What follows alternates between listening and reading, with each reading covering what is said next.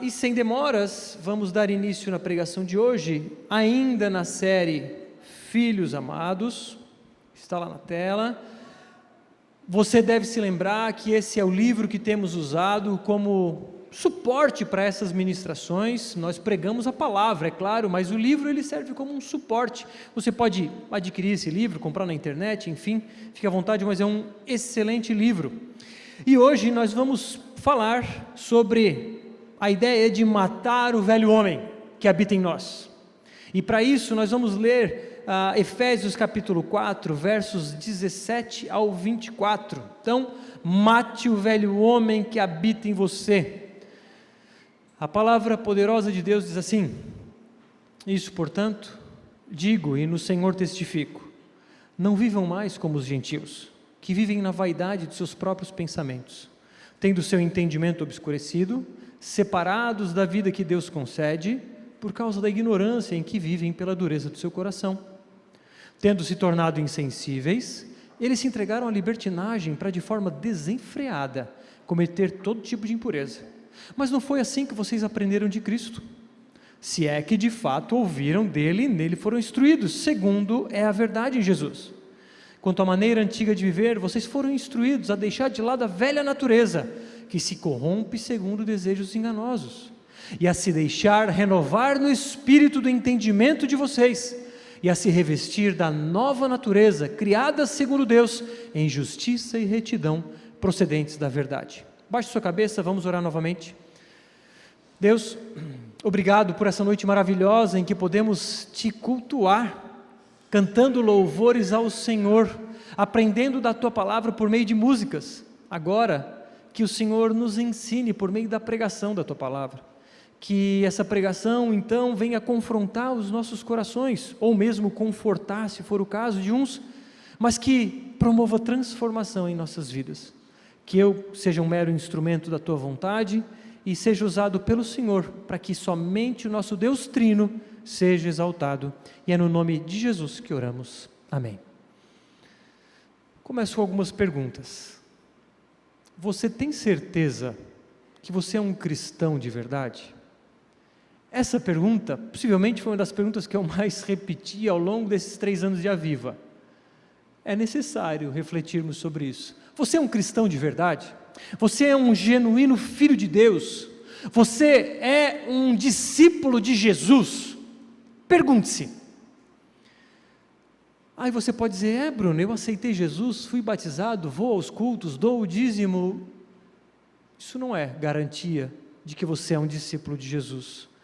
Discípulos de Jesus são aqueles que se submeteram ao senhorio de Cristo, são aqueles que entregaram as suas vidas ao controle dele, são aqueles que não só dizem, mas vivem uma vida guiada pelo Espírito Santo. É aquele que pode declamar ou proclamar ou gritar aos 4 ventos: já não sou eu quem vivo, mas é Cristo quem vive em mim. E você pode falar isso? Você seria coerente com a sua vida, proclamando esse versículo: já não sou eu quem vive, mas é Cristo quem vive em mim? Estes são os verdadeiros discípulos de Jesus. Por isso você deve se perguntar se você é de verdade um filho de Deus, se você vive uma vida que corrobora com uma vida de um discípulo de Cristo. Por isso, eu quero te convidar a fazer uma autoanálise. Obviamente, essa autoanálise é sob a ótica das Escrituras. E para isso vamos estudar a carta de Paulo aos Efésios. E o primeiro ponto que vamos avaliar é sobre o velho homem. Os primeiros versículos dessa passagem, que eu vou ler de novo até o 19, falam sobre o velho homem, e diz assim: isto, portanto, digo e no Senhor testifico, não vivam mais como os gentios, que vivem na vaidade dos seus próprios pensamentos, tendo seu entendimento obscurecido, separados da vida que Deus concede, por causa da ignorância em que vivem, pela dureza do seu coração. Tendo se tornado insensíveis, eles se entregaram à libertinagem, para de forma desenfreada cometer todo tipo de impureza. Se você perceber, a passagem começa assim: isto, portanto. E como você já sabe, todas as vezes que vem a palavra portanto, significa que é uma conclusão de um pensamento. Para isso precisamos ler ou entender o que tem nos versos anteriores. Por que ele fala portanto? Enfim, aqui ele está concluindo um pensamento. Ele vinha falando sobre a importância do relacionamento e da unidade entre os cristãos da igreja de Éfeso, ou seja, falando sobre a importância que os irmãos devem caminhar juntos, unidos. Então, considerando isso, considerando o fato de que ele está se dirigindo a cristãos que vivem em unidade e que precisam amadurecer, agora ele começa a contrastar. Se no primeiro momento então, nos versos anteriores, ele chama os cristãos, ele diz, portanto, cristãos, portanto, vocês que são filhos de Deus, portanto, vocês que são discípulos de Jesus, e aí ele começa a contrastar dizendo, não vivam mais como os gentios. O gentil era aquele que não era judeu, porém, aqui Paulo está se referindo a todo aquele que não é cristão. Ele está dizendo assim, portanto, você que é cristão, não viva mais como um pagão, como um ímpio, como alguém do mundo, como alguém que não tem Cristo. Não cabe mais esse tipo de vida para você. A mensagem de hoje, então, a gente pode direcionar 3 públicos. Primeiro público, aquele que nunca se entregou a Cristo de verdade. O segundo público, aquele que se entregou a Cristo de verdade, mas ainda vive como um ímpio, como um antigo homem. E o terceiro grupo, é claro, aquele que é cristão de verdade e vive uma vida de coerência.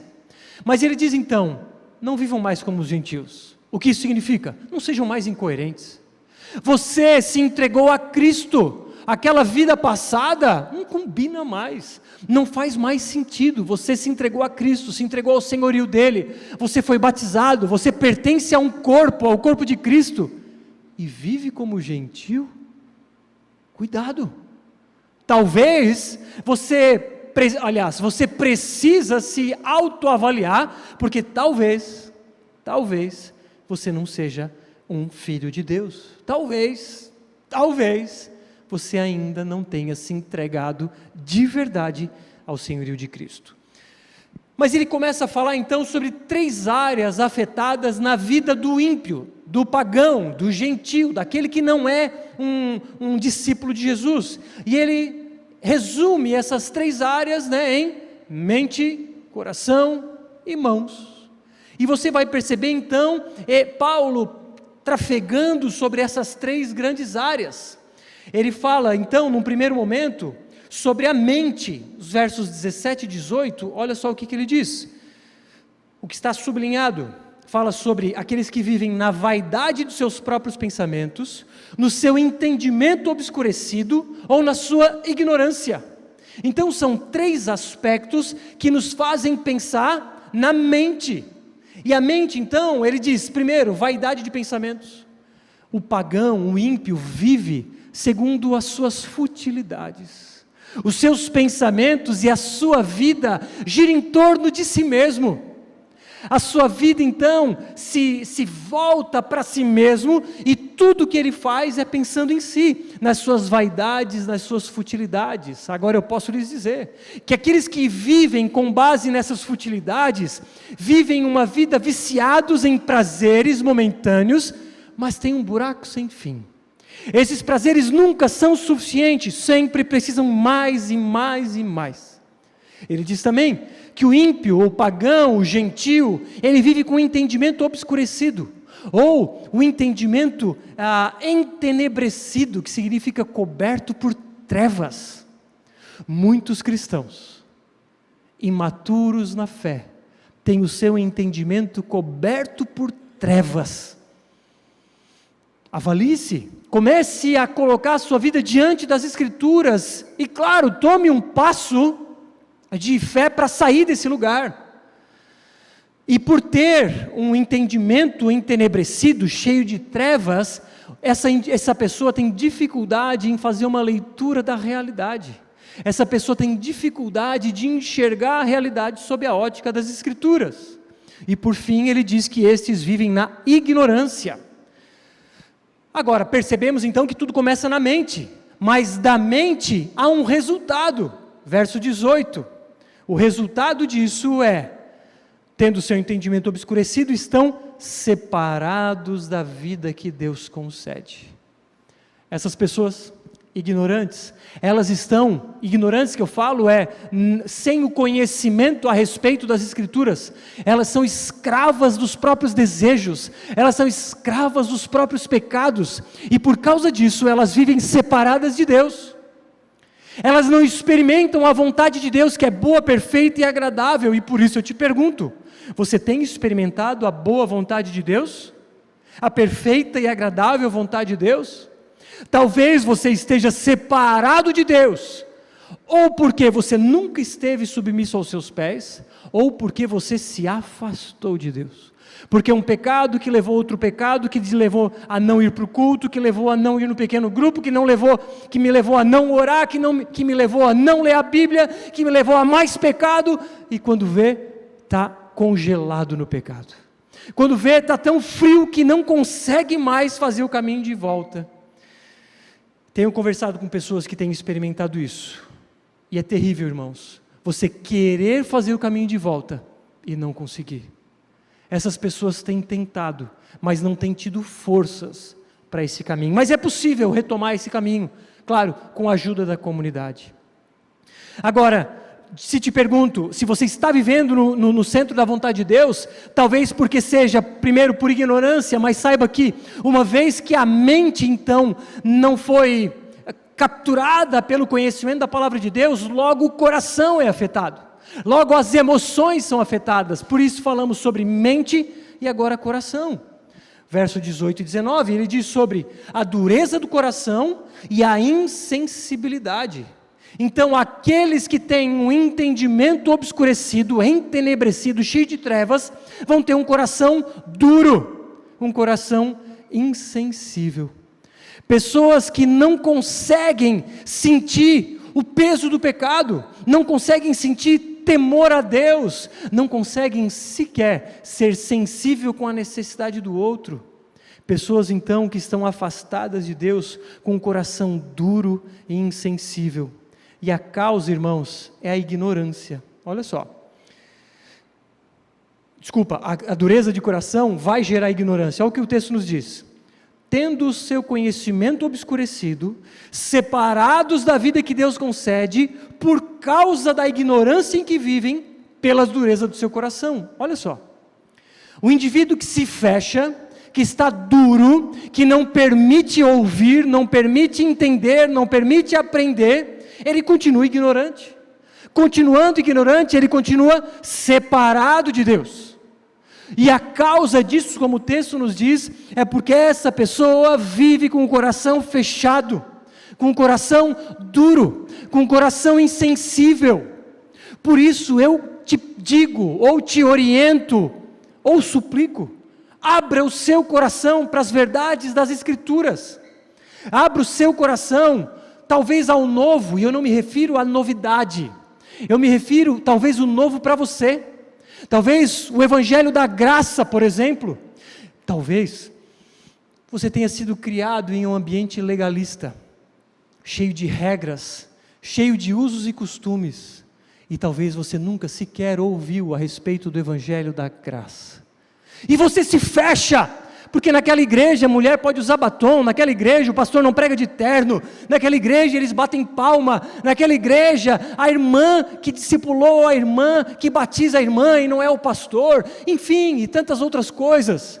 Abra-se a talvez algo diferente daquilo que você aprendeu até então, e saiba que esse diferente não é uma novidade, esse diferente é a restauração da pregação do evangelho da graça. E se você ler os estudiosos ao longo dos séculos e milênios, falando exaustivamente sobre o evangelho da graça, e talvez você nunca tenha ouvido, porque você fechou o coração, e você vive uma vida de religiosidade, pautada no mérito, pautada na performance, e você nunca entendeu o evangelho da graça. Agora, saiba que ainda que você viva num aparente evangelho, mas é um evangelho da lei, um evangelho do esforço pessoal, você também permanece insensível. O seu coração está duro, assim como estavam os fariseus. Os fariseus, então, criticavam Jesus porque supostamente ele estava descumprindo a lei. Os fariseus criticavam Jesus porque ele estava curando no sábado. Os fariseus criticavam tudo e todos, adoravam apontar o dedo. E Jesus diz o que para esses? Vocês, que estão separados de Deus, estão afastando outras pessoas. Cuidado, porque a religiosidade mata.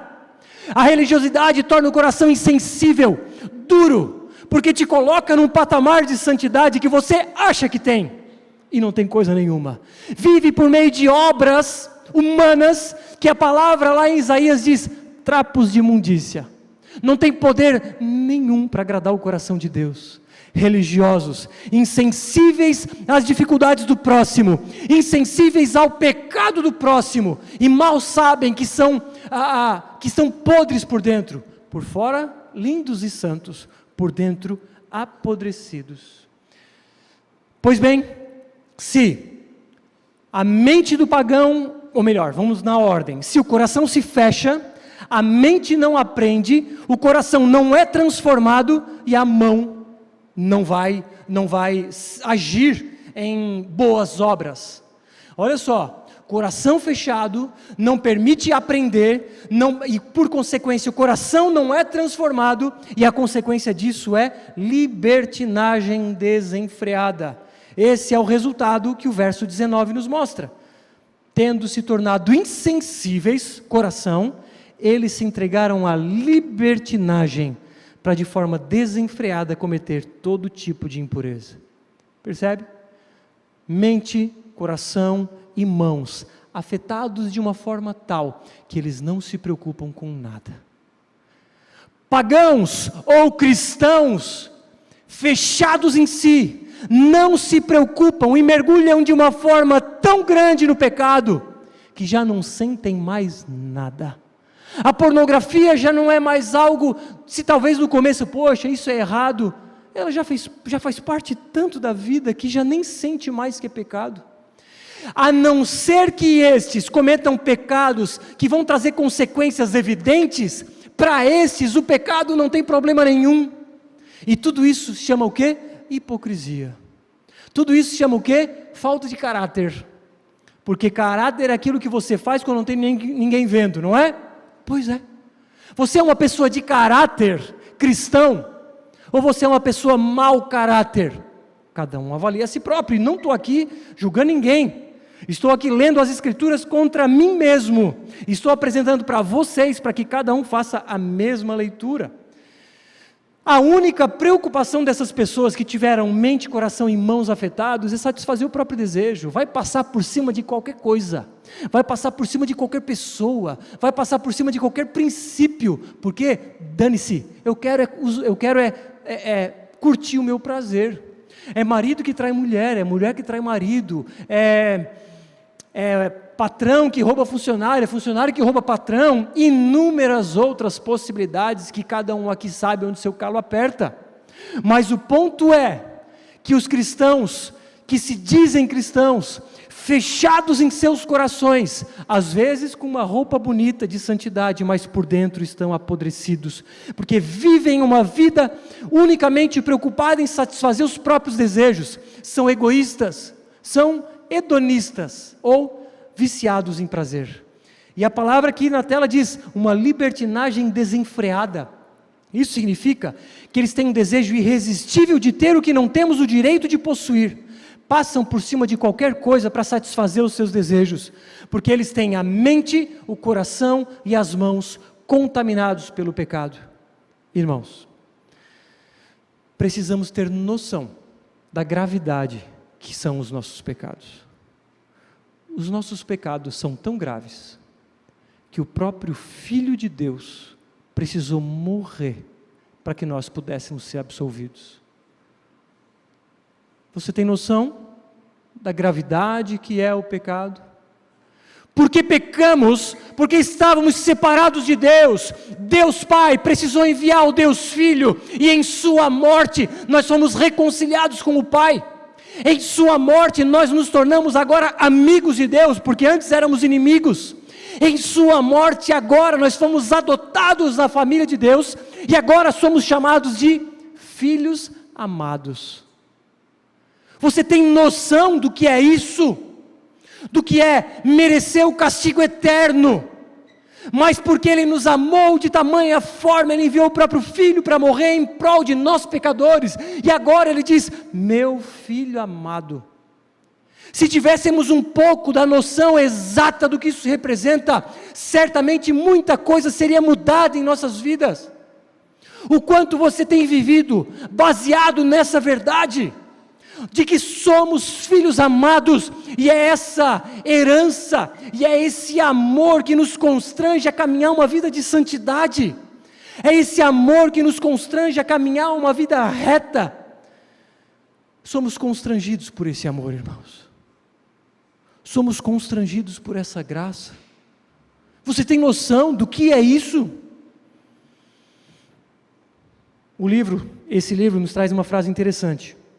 Temos de parar com essa busca inútil pelo aumento da nossa autoestima e começar a nos ver como realmente somos, a causa do maior sofrimento jamais visto, o sofrimento do Cordeiro de Deus. Nunca estaremos realmente livres da autocondenação e do desejo de aprovação, enquanto não tomarmos consciência desse fato. Éramos tão pecadores que tínhamos de morrer. Reforma pessoal não resolve, nós precisamos da morte. Reforma pessoal não resolve, maquiagem não resolve, a morte é que resolve. Agora, como Ele nos poupou da morte eterna, Jesus morreu em nosso favor. Era necessário que houvesse morte. Agora a morte do Filho de Deus, o Cordeiro Imaculado, nos trouxe vida, e isso era motivo para você pular de alegria e jogar a cadeira para o alto, vibrando por tamanho imenso amor que nos alcançou. Que amor é esse? Embora não merecíamos, Ele o fez. Então, se não devemos caminhar como um velho homem, devemos nos revestir da nova natureza. Verso 20, mas não foi assim que vocês aprenderam de Cristo, se é que de fato ouviram falar dele e nele foram instruídos, segundo é a verdade de Jesus. Quanto à maneira antiga de viver, vocês foram instruídos a deixar de lado a velha natureza, que se corrompe segundo os desejos enganosos, a se deixar renovar no espírito do entendimento de vocês, e a se revestir da nova natureza, criada segundo Jesus, em justiça e retidão procedentes da verdade. Agora então, se primeiro Paulo apresenta o pagão, agora Paulo apresenta o cristão. Olha, não vivam mais como gentil, não vivam mais como pagão, vivam agora como filhos de Deus.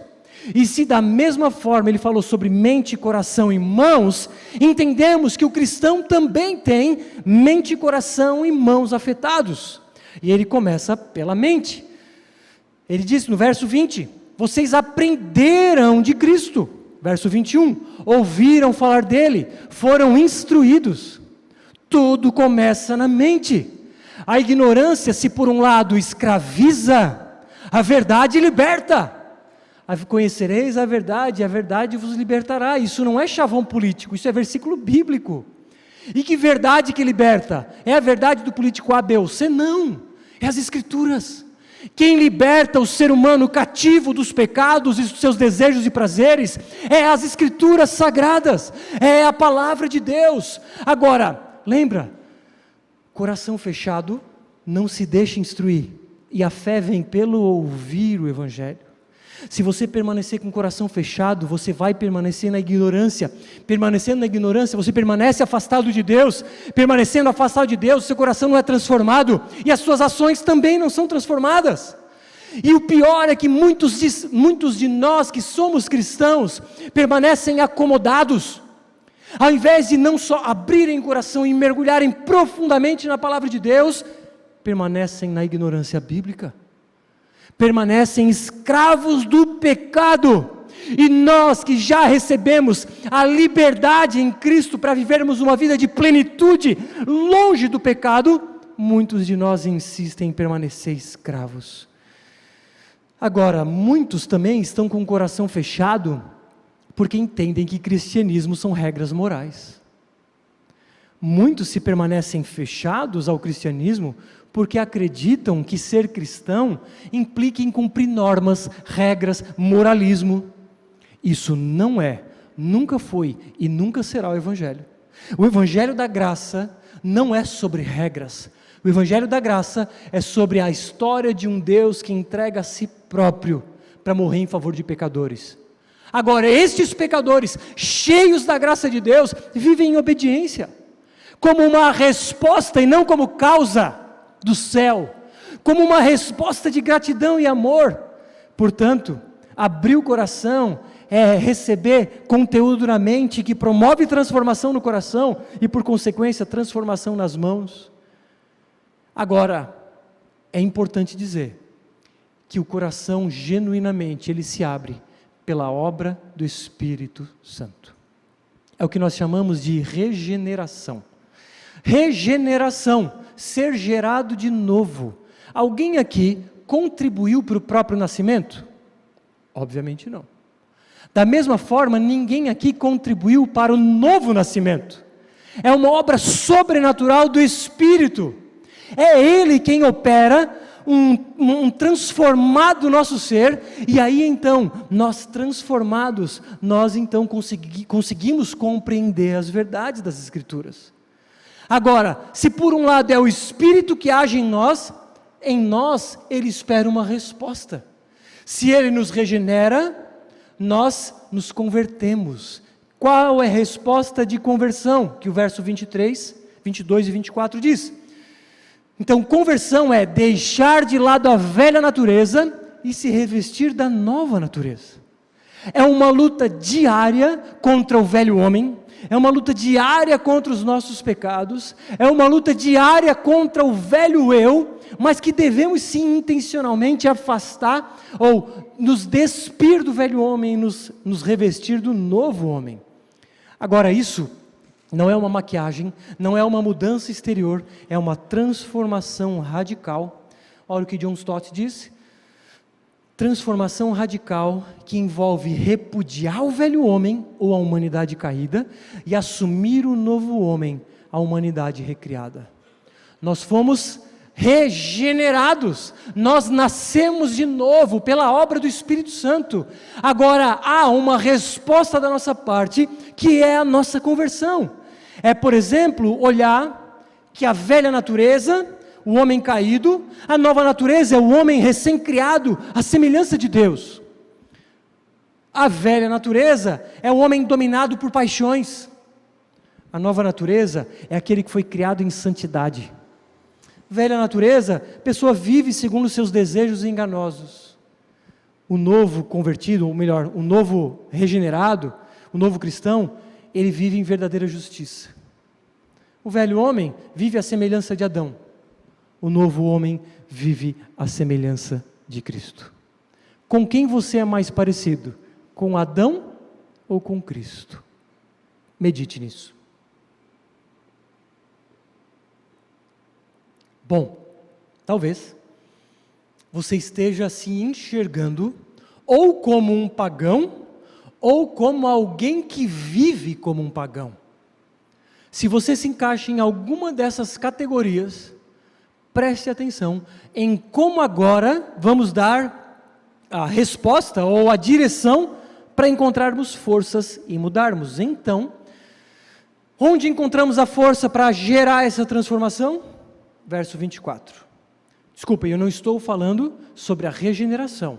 Essa você pede para que Deus toque no seu coração. Mas a partir daí, o que cabe a nós? Então, se revestir da nova natureza, criada segundo Deus, em justiça e retidão, procedentes da verdade. Eu preciso te perguntar, obedecer a Deus é um fardo ou é um deleite? Viver uma vida de santidade é pesada ou é prazerosa?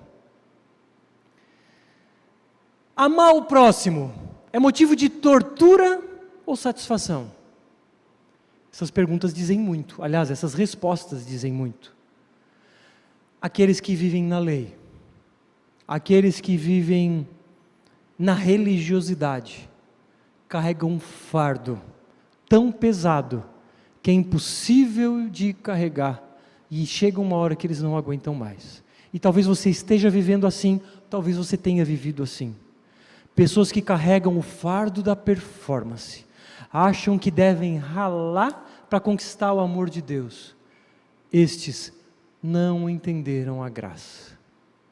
Não entenderam que o amor de Cristo por nós vem primeiro, antes da obediência. Ele nos amou primeiro e nós respondemos em amor. Nós só amamos porque Ele nos amou primeiro. Então, a nossa vida de obediência é uma resposta a esse primeiro amor, e essa vida de obediência é prazerosa, não é um fardo de regras e leis que carrego nos ombros. Aliás, Jesus disse para esses religiosos legalistas, aliás, para aqueles que estavam cansados da religiosidade: vinde a mim, vocês que estão cansados e sobrecarregados, porque eu vos aliviarei.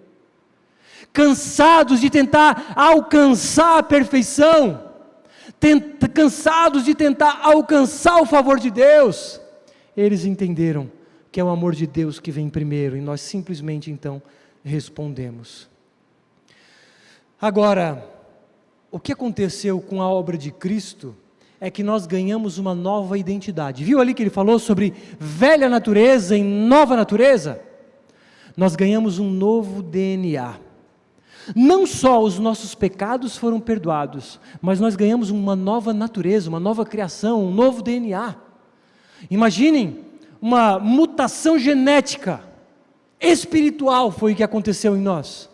O nosso DNA espiritual foi mudado.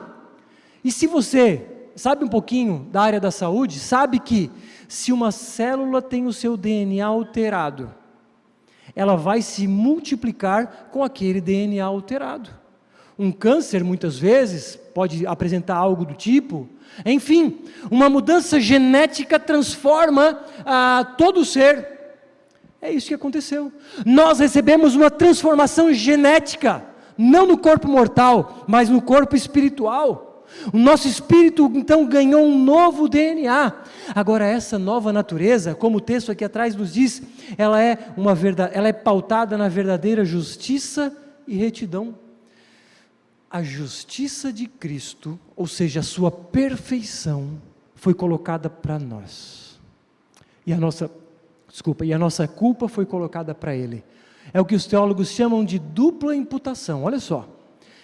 Os meus pecados foram colocados na cruz, e a perfeição de Cristo foi colocada para mim.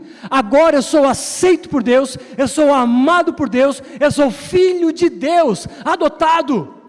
Porque a graça de Deus, ou melhor, a justiça de Cristo foi colocada para mim. Agora, o que eu fiz para merecer a justiça de Cristo? Nada. É você estar na escola e tira uma nota 5. E aí o colega da escola tira 10. E aí o colega diz: está aqui a minha prova, é tua, eu pego a tua. Né? De uma ilustração muito simples, mas é mais ou menos o que aconteceu. Ganhamos uma prova 10 sem ter estudado. Ganhamos uma prova 10 sem merecer aquele 10. Agora, você pode pensar assim: se fosse assim, eu não ia mais estudar. Tem uma historinha que conta mais ou menos assim. Na faculdade, aula de física 0 para físicos, para estudantes de física. Física 0 é a base da física. O professor diz assim: a partir de hoje, estudando ou não estudando, todo mundo vai passar. O cara que não gosta de física, ele vai dizer: ufa, que bom, vou poder tirar 10 sem estudar. Agora, o cara que ama física vai dizer: sério, professor, então eu vou poder estudar não para tirar nota, vou poder estudar porque eu amo física. De qual dos grupos você pertence? Agora, o cara que não gosta de física, o que está fazendo lá? Vai fazer outra coisa. Mas essa é a nossa história. Jesus diz assim: você já garantiu 10, você é mais do que vencedor, você não precisa estudar, tá? Você já garantiu 10. Sério, Deus? Então o que eu posso fazer para te conhecer mais, para te amar mais? Porque que presente maravilhoso é esse? Eu ganhei 10 sem o meu esforço. Isso é porque eu te amo. Poxa Deus, que amor é esse? Agora, aqueles que não entenderam esse amor, que não foram tocados, eles vão dizer: sério? Ganhei 10, agora eu vou relaxar e vou viver uma vida de libertinagem. Ele não entendeu o Evangelho da graça. Jamais compactuaremos com uma vida de libertinagem, jamais. Entendemos que quem é amado vai responder em amor. Lá em casa minha esposa não precisa colocar as regras do tipo: não assista pornografia, não me traia, não faça isso, faça aquilo, não precisa. Ela simplesmente me ama e eu respondo em amor a ela, sendo, entre aspas, obediente. A Deus, é claro. Entendem o que é amor de verdade? Ninguém que se submete a regras está se submetendo às regras por amor, mas está se submetendo a regras por causa de um propósito maior, ou melhor, por causa de um prêmio. Isso é barganha. Agora com Deus, nós recebemos o 10 garantido, e dizemos: Deus, que professor maravilhoso é o Senhor, vamos tomar um café na lanchonete agora no recreio. Aqueles que entenderam o amor de Deus e a graça, vão responder em obediência, porque não só a nossa culpa, ou seja, o nosso 0 foi para a conta de Jesus, como o 10 dele veio para a nossa conta. E além de tudo isso, nós temos o Espírito Santo. Ter o Espírito Santo significa que nós temos a presença de Deus em nossas vidas, que transforma o nosso ser diariamente, é o que chamamos de santificação. Diariamente, Ele vai tirando os desejos egoístas e vai colocando desejos puros. Diariamente, Ele vai deixando o velho homem para trás e vai me revestindo do novo homem. Esse é o poder do Espírito Santo. Então, irmãos, concluo dizendo que para vivermos uma vida adequada com Deus, primeiro, abre o coração. Mas eu não concordo com a Bíblia, eu não concordo com isso. Não, relaxa. No começo eu também não concordava, mas eu abri o meu coração. Vamos aprender mais sobre isso. Abre o coração, claro, e pede para Deus tocar no teu coração. Você começa a aprender sobre Jesus, você se entrega a Ele, você vai tendo a sua vida transformada, o seu coração transformado e a sua vida prática transformada. Mente, coração e mãos. Precisa da intervenção divina, clame para que Ele faça. Esteja aberto para ouvir o Evangelho, mas responda em obediência. Agora, não se esqueça, e aqui eu finalizo, ou quase finalizo,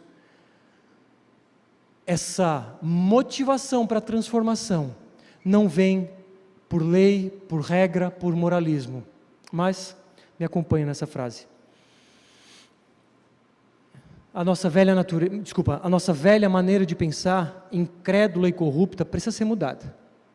A ideia de que somos pecadores extraordinariamente perversos precisa ser substituída pela certeza de que fomos recriados à imagem e semelhança de Deus. Olha só, muitas vezes nós focamos tanto no nosso pecado, tanto na nossa natureza caída, nós cristãos, que esquecemos que somos nova criação. Focamos tanto no nosso pecado, que não conseguimos tirar os olhos do pecado para olhar para a cruz de Cristo. E eu não estou dizendo que não devemos nos ficar tristes com o pecado. Óbvio que devemos. Devemos ficar indignados com os nossos pecados. Mas o convite que eu quero fazer a você é: tire os olhos do pecado. Porque quando vivemos com o foco no pecado, nós não conseguimos vencer o pecado. Porque o nosso foco está na nossa performance. Os nossos olhos fixos no pecado não conseguem enxergar o que tem além do pecado, que é a cruz de Cristo. Não conseguimos enxergar a nossa nova natureza, focamos tanto na velha natureza, que eu não mereço, eu não posso, eu não consigo, que não conseguimos entender ou experimentar que somos nova criatura, criados à imagem e semelhança de Deus. O pensamento de que nossa infância e criação disfuncionais tornam a santidade impossível, precisa ser substituído por esse pensamento. É verdade que pecaram contra mim quando eu era criança, mas Deus me deu uma identidade completamente nova. Precisamos entender que o nosso DNA foi alterado. Não somos mais aquele, eu não sou aquele, o velho Bruno ficou nas águas. Ainda que gradativamente ele vá morrendo, mas a minha natureza, a base, o DNA, as raízes, o alicerce, isso mudou. Portanto, outra coisa cresce. Antes era uma raiz de laranjeira, crescia laranja. Agora é uma raiz de oliveira, cresce como é que é? Azeitona. Qual é a sua raiz? Ela já foi transformada, então cresce outra coisa, você ganhou uma nova natureza, portanto, mude o seu pensamento. O próprio Jesus teve que suportar o castigo pelos meus desejos corruptos e enganadores, e ainda assim me deu uma nova vida. Está aqui a causa para vivermos uma vida de santidade, está aqui a razão para buscarmos uma vida de obediência. Ele morreu pelos meus pecados e colocou a sua justiça em mim. E não só isso, me deu o Espírito Santo, e agora eu posso viver uma vida de santidade. E por fim, eu fui recriado como alguém que pode andar em verdadeira justiça e santidade. Tenho sua imagem, sua graça. Eu posso mudar. A minha imagem foi mudada. Eu recebi o Espírito Santo e o meu DNA foi transformado. Então, eu posso mudar.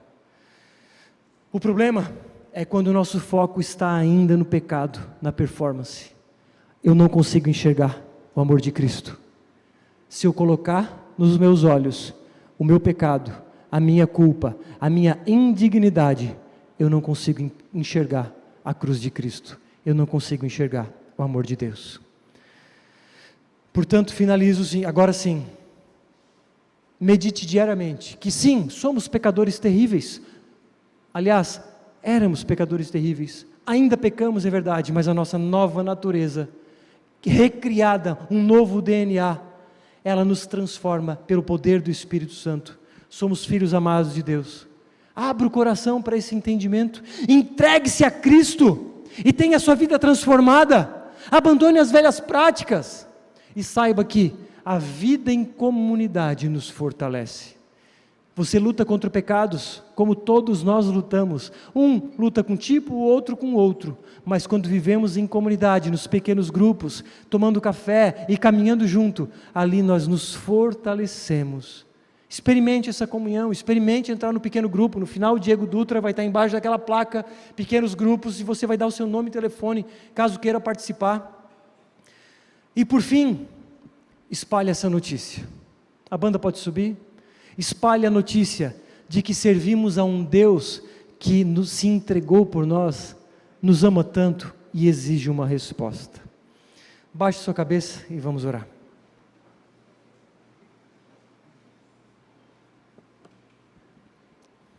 Deus Todo-Poderoso, não permita que a religiosidade faça parte da nossa vida. Não permita que vivamos com base em regras, mas também, por favor, não permita que vivamos com base na vida do passado. Aquela vida não nos pertence mais, mas agora então, cheios da Tua graça, transformados pelo Teu Espírito Santo, abrimos o nosso coração para aprender mais do Senhor e Te pedimos, Espírito Santo, nos transforma em cada área de nossas vidas. Reconhecemos que se não for o Teu Espírito, nós não conseguiremos.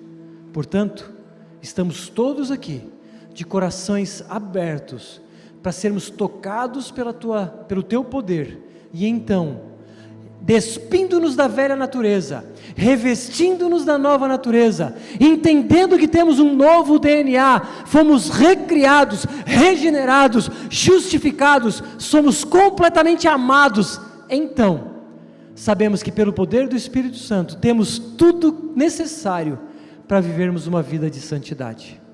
Ajuda-nos, Deus, faz o Teu querer em nós e por meio de nós. Vamos ficar de pé e vamos adorar esse Deus de amor.